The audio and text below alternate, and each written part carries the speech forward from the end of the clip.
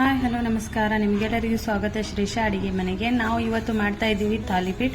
ಇದು ಮಹಾರಾಷ್ಟ್ರದ famous recipe ಆಗಿದೆ. ಇದು ನೀವು ಒಂದ್ಸರ್ತಿ ಮಕ್ಕಳಿಗೆ ಮಾಡಿಕೊಡಿ, ಮಕ್ಕಳು ಡೈಲಿ ಬೇಡಿ ತಿಂತಾರೆ, ಅಷ್ಟು ರುಚಿಕರವಾಗಿರುತ್ತದೆ ಈ ರೆಸಿಪಿ.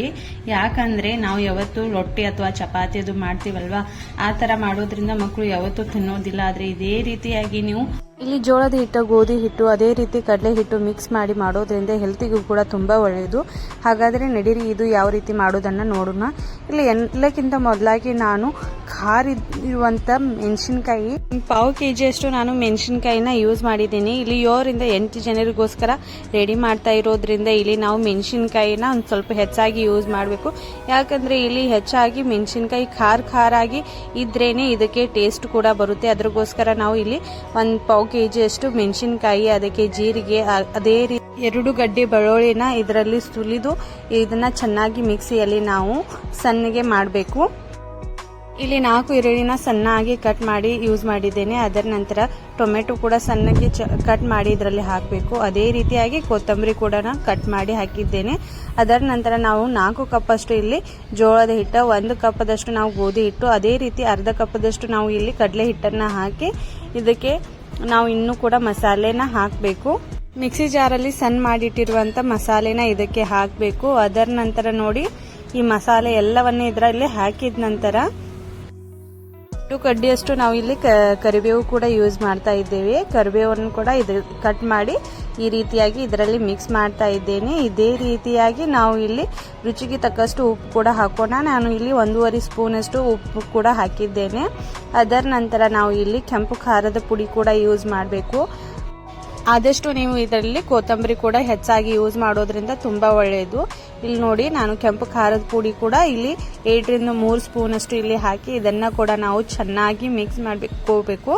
ಇಲ್ಲಿ ನೋಡಿ ಇದು ಚೆನ್ನಾಗಿ ಮಿಕ್ಸ್ ಆದ ನಂತರ ಅದೇ ಮಿಕ್ಸಿ ಜಾರಲ್ಲಿ ನಾನು ನೀರನ್ನ ಹಾಕಿ ಸ್ವಲ್ಪನೇ ನೀರು ಹಾಕಿ ಇದನ್ನ ಚೆನ್ನಾಗಿ ನಾದಬೇಕು. ನೋಡಿ ಇದನ್ನ ಸ್ವಲ್ಪ ನೀರು ಹಾಕಿ ನಾವು ಯಾವ ತರ ಹಿಟ್ಟನ್ನ ನಾದ್ತೇವಲ್ವಾ ಅದೇ ತರ ಇದನ್ನು ಕೂಡ ನಾವು ಚೆನ್ನಾಗಿ ನಾದಬೇಕು. ಇದನ್ನ ನಾದಿದ ನಂತರ ಇದಕ್ಕೆ ಸ್ವಲ್ಪನೇ ಆಯಿಲ್ ಹಾಕಿ ಮತ್ತೊಮ್ಮೆ ಇದನ್ನ ಚೆನ್ನಾಗಿ ನಾದಿ ಇದನ್ನ 5 ನಿಮಿಷದವರೆಗೂ ರೆಸ್ಟ್ ಮಾಡ್ಲಿಕ್ಕೆ ಇಡೋಣ.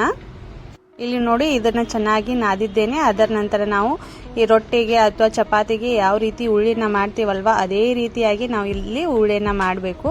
ಇವಾಗ ನೋಡಿ ಯಾವ್ದಾದ್ರು ಒಂದು ಪ್ಲೇಟ್ ಅಥವಾ ಯಾವ್ದಾದ್ರು ಒಂದು ಚಪಾತಿ ಮಣಿ ಇರುತ್ತೆ ಅಲ್ವಾ, ಅದರಲ್ಲಿ ನಾವು ಹಸಿ ಅರಿವಿ ಇರುತ್ತೆ ಅಲ್ವಾ, ಅದು ಕಾಟನ್ ಆಗಿರಬೇಕು. ಅದರ ನಂತರ ಈ ಉಳ್ಳೆನ ಅದರ ಮೇಲೆ ಇಟ್ಟು ಈ ರೀತಿಯಾಗಿ ಕೈಗೆ ಸ್ವಲ್ಪ ನೀರು ಹಚ್ಚಿಕೊಂಡು ಈ ರೀತಿಯಾಗಿ ಪ್ರೆಸ್ ಮಾಡ್ತಾ ನಾವು ರೋಟಿ ಶೇಪ್ ಅಲ್ಲಿ ಇದನ್ನ ರೆಡಿ ಮಾಡಬೇಕು. ಇಲ್ಲಿ ನೋಡಿ ಇದನ್ನು ಮಾಡೋದು ಎಷ್ಟು ಈಸಿ ಆಗಿದೆ ಅಂದ್ರೆ ಸ್ವಲ್ಪನೇ ನೀರಿಗೆ ಕೈ ಹಾಕಿ ಇದರ ಮೇಲೆ ಪ್ರೆಸ್ ಮಾಡಿದ್ರೆ ಇದು ರೆಡಿ ಆಗುತ್ತೆ. ಅದರ ನಂತರ ನೋಡಿ ನಾನು ನಾನ್ ಸ್ಟಿಕ್ ಇಲ್ಲಿ ನಾನು ಕಡಾಯಿನ ಯೂಸ್ ಮಾಡ್ತಾ ಇದ್ದೇನೆ. ನನ್ನ ಹತ್ರ ನಾನ್ ಸ್ಟಿಕ್ ತವೆ ಇಲ್ಲಾಗಿದ್ರಿಂದ ನಾನು ಇಲ್ಲಿ ಕಡಾಯಿನ ಯೂಸ್ ಮಾಡ್ತಾ ಇದ್ದೇನೆ. ಕಾಮನ್ ಆಗಿ ಎಲ್ಲರ ಮನೆಯಲ್ಲಿ ತವೆ ಅಂತೂ ಇದ್ದೇ ಇರುತ್ತೆ. ಗ್ಯಾಸ್ ಮೇಲೆ ಕೂಡ ಇದನ್ನ ಬೇಯಿಸಬಹುದು. ನಾನು ಇಲ್ಲಿ ಈ ನಾನ್ ಸ್ಟಿಕ್ ತವೆ ಇಲ್ಲಾಗಿದ್ರಿಂದ ಕಡಾಯಿಯಲ್ಲಿ ಈ ರೀತಿಯಾಗಿ ಬೇಯಿಸ್ತಾ ಇದ್ದೇನೆ. ಆದ್ರೂ ಇದು ಎಷ್ಟು ಪರ್ಫೆಕ್ಟ್ ಆಗಿ ಬೇಯ್ತಾ ಇದೆ ಅನ್ನೋದನ್ನ ನೀವು ನೋಡಬಹುದು.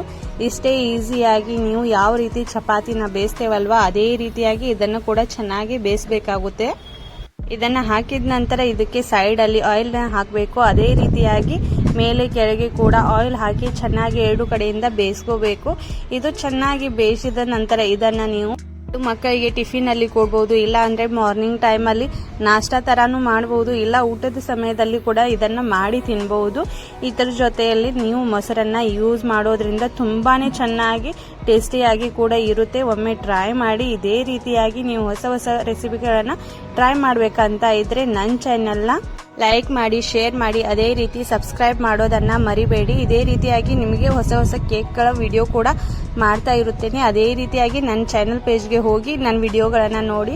ವಿಡಿಯೋ ಇಷ್ಟವಾದ್ರೆ ಲೈಕ್, ಶೇರ್, ಸಬ್ಸ್ಕ್ರೈಬ್ ಮಾಡೋದನ್ನ ಮರಿಬೇಡಿ. Thanks for watching this video. Thank you so much.